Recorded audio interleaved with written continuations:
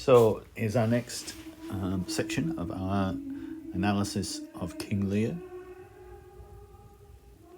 This should provide a good background to the paper on English literature, AQA paper on tragedy. And we're looking at now Act 1, Scene 4. And this is the scene in which Goneril confronts King Lear about his behaviour and the behaviour of his followers since they've moved in with him. And she creates, as was set up in the previous scene, a confrontation that will precipitate him leaving. So it seems of like a key moment in the play where the tragedies come home to roost very, very quickly. The bit we're going to look at though first is lines 88 to 142 thereabouts, and that's the introduction of the Fool.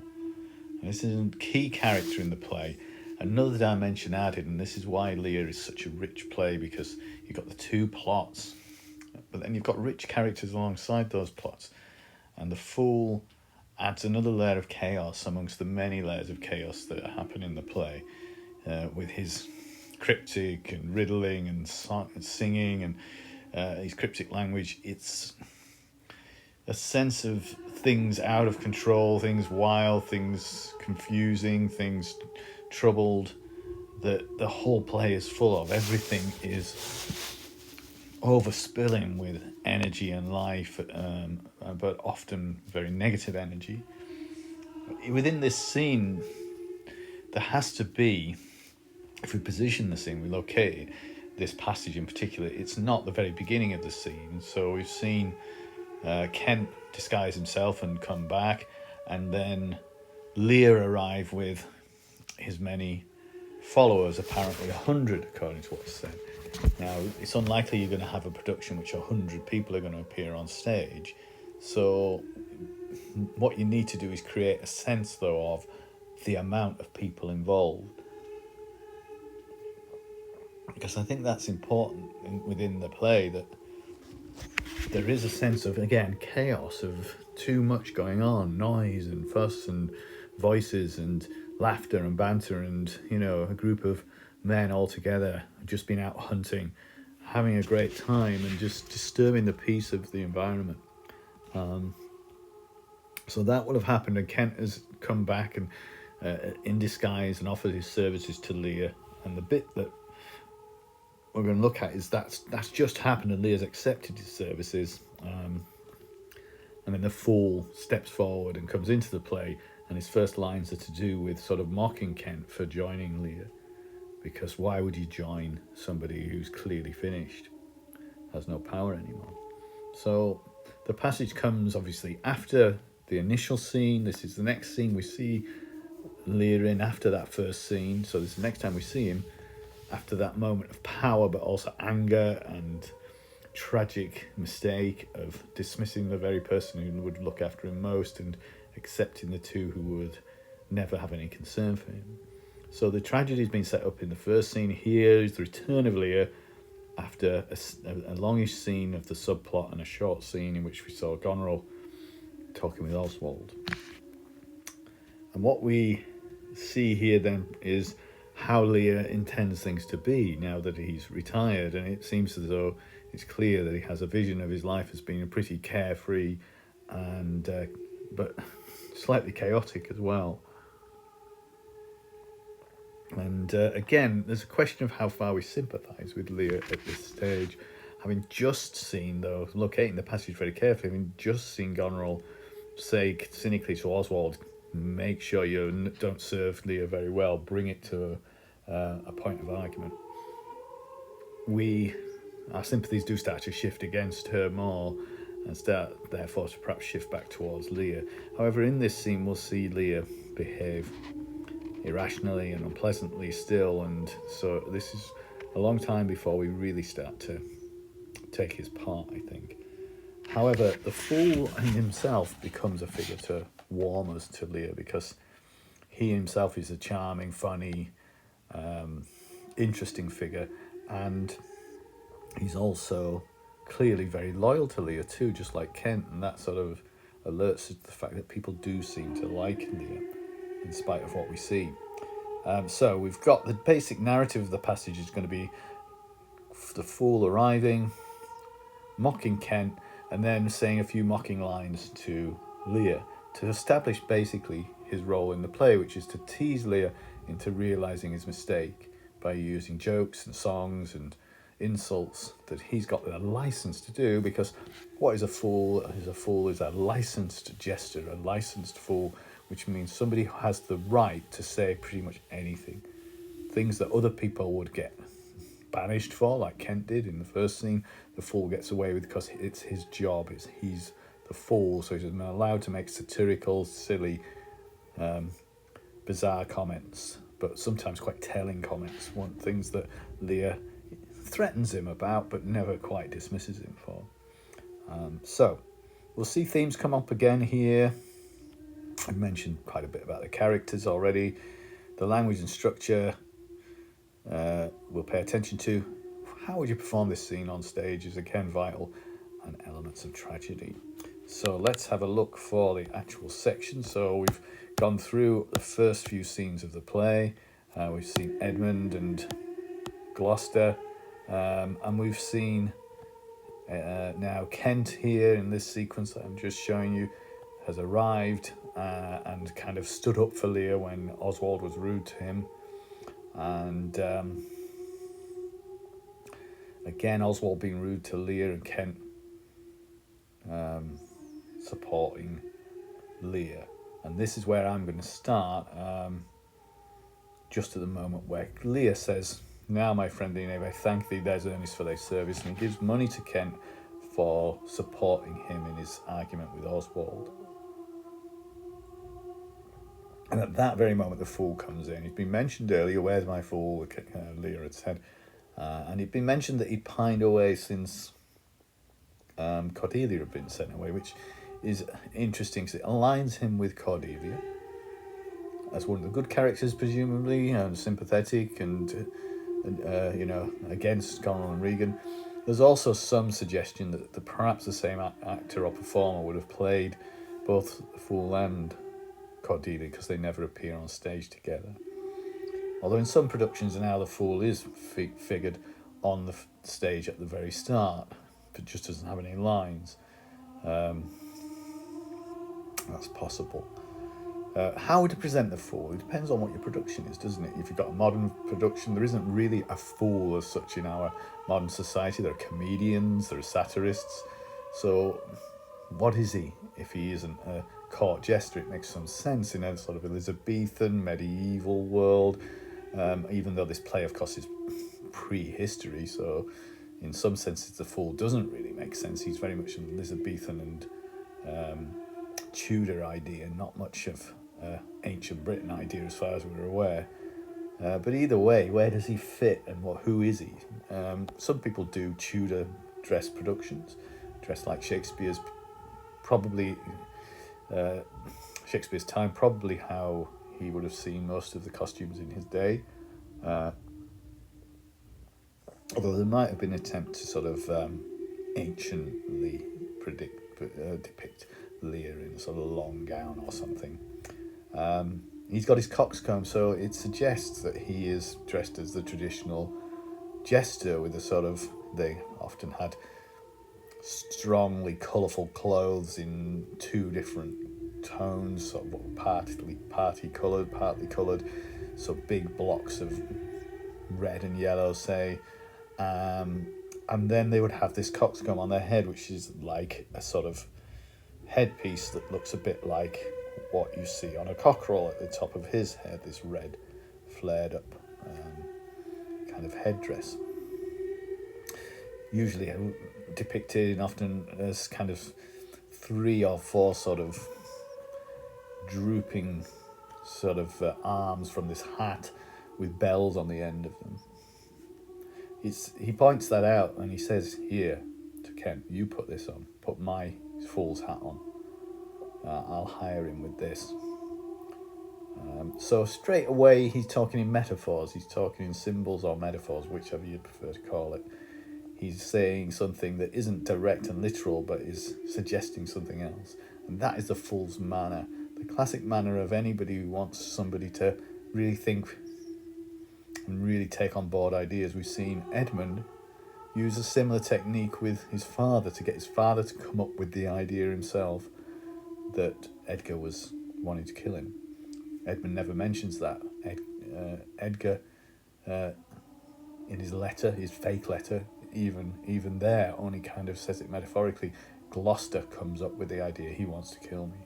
And it's the same technique that the Fool uses, though you might hope for more benign reasons here, to get the Lear to come up with the idea that he's made a big mistake. There's a kind of affection constantly between Lear and the Fool, so my pretty knave, sort of joking knave, as in misbehaving naughty boy sort of thing, but pretty, sort of, again, suggesting a real sort of warmth and affection and love between the two. The Fool insists, take my coxcomb, take my hat. And the Kent with the Fool doesn't quite know how to take him. He speaks rather kind of dryly to him. He's not very amused by him. He finds his methodology rather kind of silly, and Kent's much more down to earth and realistic, so he doesn't really appreciate the Fool's methods, but he does appreciate the message.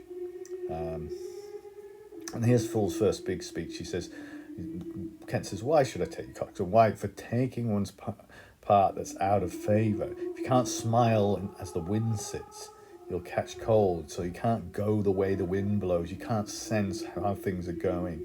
You can't see the business, as Edmund would say. You know, you can't spot what's happening, can you? You can't work out who's in and who's out, who's on the rise and who's on the fall. And then he says, this fellow's banished 2 of his daughters and did the third a blessing against his will. That's quite similar, actually, to what Kent says. He says, you know, and what Cordelia say about kind of the idea that banishment would be to stay with Lear and to leave his freedom. And that's interesting, isn't it? The Fool repeats that idea. And then he switches and he calls Lear uncle, which is short for mine uncle. So that kind of, he isn't his uncle in any sense, but it's an affectionate little nickname between the two. And he says, I wish I had 2 coxcombs and 2 daughters, and why? He says Lear, and Lear often sort of rather placidly and perhaps slightly glumly just asks, yeah, tell me what, I don't know what you mean, but tell me. And the Fool says, if I gave them all my living, I'd keep my coxcombs for myself. There's mine, beg another for thy daughters. So, you know, if I gave everything away to my daughters, at least I'd keep my own hat, at least I'd keep that. And he says, well, you know, you can try begging something else from your daughters. They won't give you anything. You've given them everything. You haven't even kept yourself a hat. Now, this is the first time Lear threatens him. Take heed, sir, the whip. I'll whip you if you're rude to me. He senses that he's insulted him, saying you made a stupid mistake giving everything to Goneril and Regan. And again, the Fool makes this slightly sort of wise proverbial statement. Truth's a dog must to kennel. So truth is the thing that gets whipped away, that gets sent off. Get away, we don't want to hear you or see you in this case. And Lady Brack may stand by the fire and stink. So Lady Brack is a sort of smelly old dog that gets to stand by the fire and smell, and the fire would bring out the smell of the dog even worse. So the idea is that deception, lies, foulness, rottenness thrives, and truth has to go away and hide. And of course the whole play operates on that idea. Cordelia has been sent away, Kent has been sent away, they were truth. Edgar has to go and hide away, he is truth. The stinking foul characters of Goneril, Regan and Edmund, they get to stand in success. They get to do as they wish. They get to avoid any criticism in the early part. So there's a lot within the play that reflects upon the whole play, lines that have a sort of rich significance, and Shakespeare's doing that all the time. We see Lear's anger rise instantly there, and this is one of his problems, of course. He's got anger issues, we might say in our modern parlance. A pestilent gall to me. So gall is this kind of sick, horrible acid in your stomach sort of idea. So something's rising up in him. He's feeling a fury, like a sort of wish to be sick almost.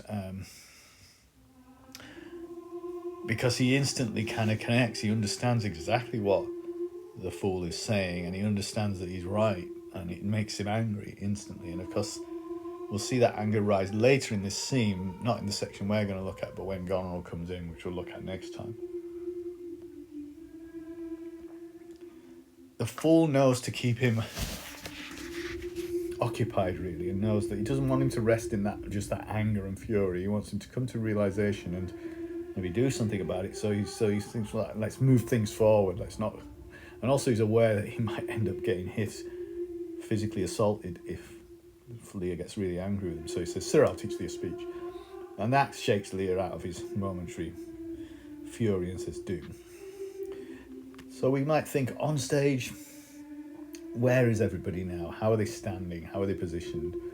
The fool is usually quite nimble and darting around, lots of sense of movement. He might sort of have quite a physical interaction with Lear as well, jump on his knee or something weird like that, depending on the relative size of the actors performing the roles.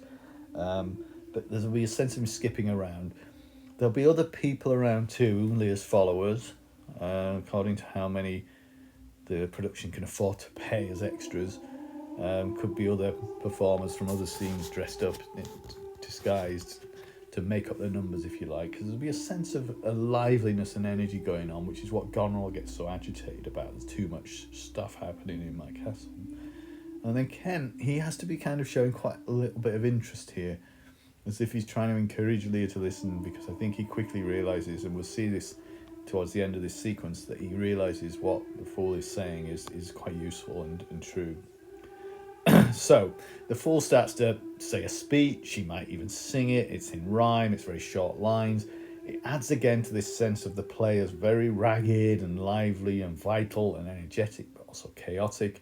Lots of shifts in mode, shifts in tone, shifts in feel, and the fool does that for us. He's constantly shifting things into a different way. So he says a kind of like an old list of proverbial bits of advice: have more than thou showest. So keep back, almost like in a game of poker, for instance. Don't show how much money you've got. Keep some money back so that people don't realise how rich you are. Speak less than thou knowest. Don't tell everybody what you think. Keep some secrets. It's about being careful, this speech, isn't it? About taking care, and that is something obviously Lear is not very good at. Lend less than thou owest. Just be, keep hold of your money. Don't give it away to other people. Ride more than thou goest, but look after yourself. Don't go walking when you can ride. Have comforts in your life. Learn more than thou trowest. Set less than thou throwest. Become wiser, I think that means learn more than thou trowest. Trowest is not a word that obviously we recognise today.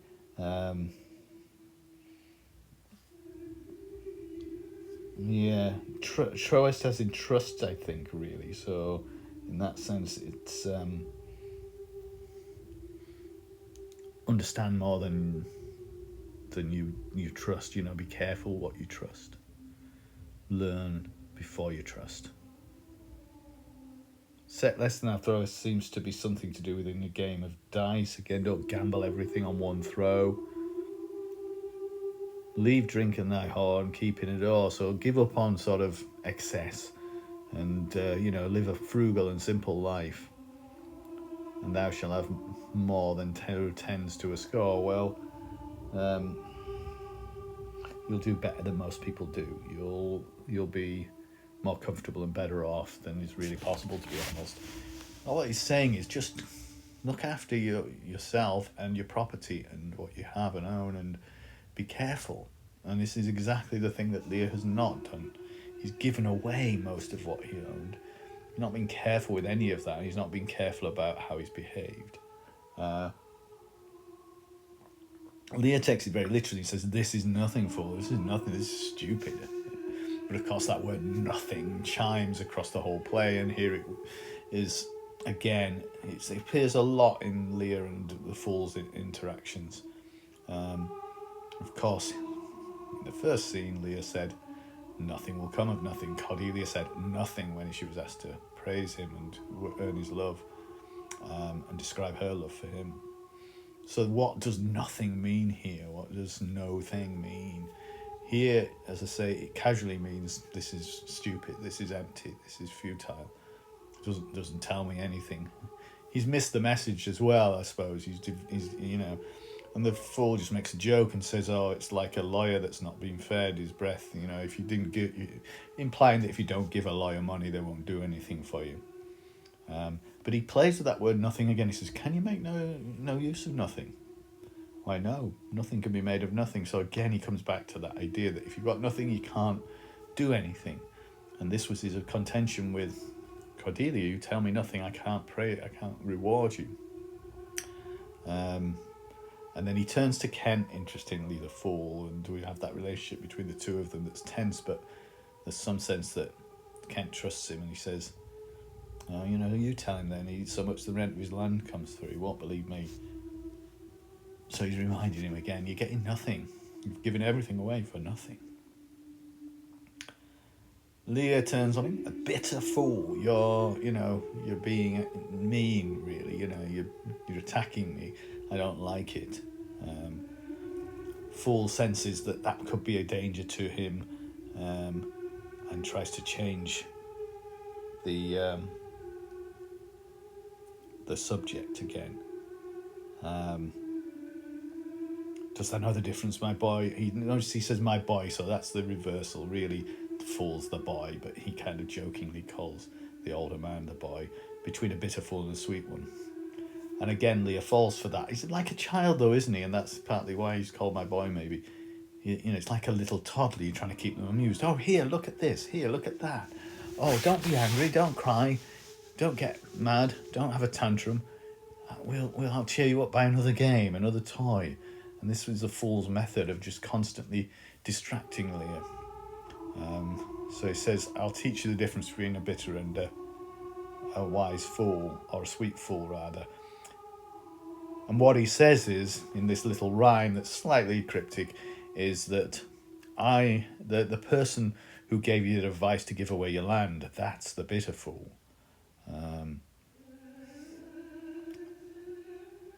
And then he says, "The sweet fool, do thou for him stand." So, you've got the bitter fool and the sweet fool. You're the sweet fool and he's the bitter fool, but you're both fools. And he sort of thinks he works that out. "Dost thou call me fool, boy? Are you saying I'm a fool here?" And the Fool says, "All the other titles thou hast given away, that thou wast born with." And that's a great classic King Lear line. You're a fool, you've always been a fool. You've given everything else away, that's all you're left with. So the nothing again, you've been left with nothing here. And of course, and this is where we'll finish this sequence, is "This is not altogether fool," says Kent. So Kent is aware that the Fool is talking wisdom here, and he wants Lear to take the message. The sequence goes on, and the Fool always constantly adds more and more jokes, more lines, more references. But we can't take everything in. In fact, the sequence already is probably longer than it would be in the actual exam. But overall, what we've got is a sense of the beginnings of Lear's education. And the play is really about him rising out of this blindness and ignorance towards some sort of self-awareness, and most importantly, some awareness of other people, which he's absolutely not had throughout the play up to this point. But here there is the beginnings of that self-awareness. At least he's beginning to realise he's made a mistake. And it's happened quickly because there's so much to go in the play, there's so much to happen that Shakespeare has to have the plot unfold very rapidly. He can't build slowly up to this moment where Lear realises his mistake. By the end of this scene, he's quitting Goneril's and charging off. He still hasn't quite learnt fully by the end of this scene how bad a mistake he's made. He thinks it's just Goneril behaving badly, really, and he'll have to go and visit Regan to find out that she thinks the same as her sister. But yeah, the education process is underway, and that's going to reach its height in Act 3 in the storm, when he finally starts to realise that this self-absorption that he's had throughout his life is not sustainable and is not the way to be. So this sequence is really key because of that, the beginning of that education process, but also the introduction of the Fool, adding this dimension of strange, cryptic, but humorous and lively element to the play. This scene, I'll say this about every scene really, but it has to be done with pace and energy. It can't be done with a sort of lumbering, drawn out, nudging style that we're supposed to pick up on every reference. But just this, there should be a sense of the Fool's vitality and energy and liveliness, but also perhaps underneath that is often played a sense of his inner despair, that he's kind of realizes how bad things are, and much more so even than Kent, that things are going to go bad and going to get worse, really. And that reaches its height with the end of the Fool at the end of Act 3, where he says, "And I'll go to bed at noon," his final lines in the play. And it seems like it's a suggestion that he's going to do away with himself, because he can't, one interpretation at least would be, he can't face the ultimate end of the tragedy. He can see that this is a tragic trajectory, that there's no positive outcome possible from all of this. And sometimes it's played that he's rather melancholy. It's mentioned that he's kind of being low in spirits since Cordelia was sent away, and so sometimes that's played on stage, that there's a sense of his glumness, and perhaps almost a kind of heavy-heartedness about the way he keeps trying rather futilely to get Lear to see what he's done. So a great sequence for another element to the play, which is going to be central to the next couple of acts until that end of Act 3, when the Fool finally leaves.